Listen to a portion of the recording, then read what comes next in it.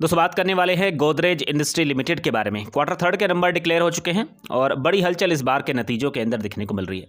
देखिए, share long term के हिसाब से तो बहुत ही बेहतरीन माना जाता है। कंपनी के अंदर जिस तरीके से बिजनेस में उतार चढ़ाव देखने को मिले, शेयर के अंदर गिरावट भी दिखने को मिली है, लेकिन हाल फिलहाल का जो ट्रेंड कंपनी के शेयर प्राइस के अंदर दिखाई दे रहा है वह पॉजिटिव है। तो ये जो क्वार्टर रहा है अक्टूबर, नवंबर और दिसंबर, इन 3 महीनों का लेखा जोखा आ चुका है, अब हम सब लोग के सामने है।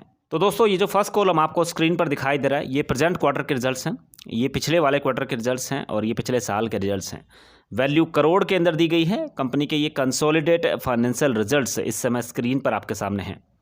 तो शुरुआत करने वाले हैं कंपनी की टोटल इनकम से। 3,734 करोड़ निकल कर आई। अगर पिछले वाला क्वार्टर देखें तो 3,501 करोड़ के आसपास दिखाई दे रही थी। इसी तरीके से पिछले साल की बात करते हैं तो 2,521 करोड़ थी।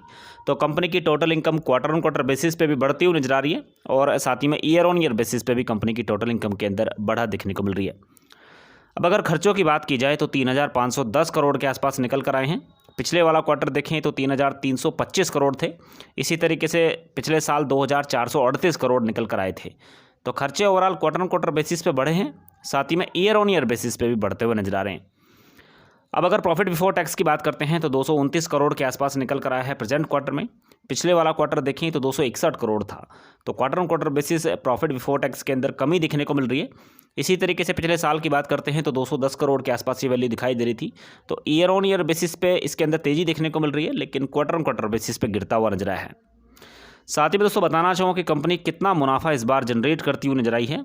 तो 182 करोड़ का प्रॉफिट ये कंपनी यहाँ पे जनरेट करती हुई नजर आ रही है। और अगर पिछली बार का देखें यानी कि पिछले क्वार्टर का, तो 200 करोड़ का प्रॉफिट ये कंपनी जनरेट करती हुई नजर आई थी। इसी तरीके से अगर पिछले साल की बात करते हैं तो 170 करोड़ का प्रॉफिट ये कंपनी जनरेट करती हुई नजर आई थी। तो वहाँ से तेजी देखने को मिल रही है। Quarter on quarter basis company का मुनाफा गिरा है, लेकिन ईयर ऑन ईयर बेसिस पे कंपनी प्रॉफिट में दिखाई दे रही है।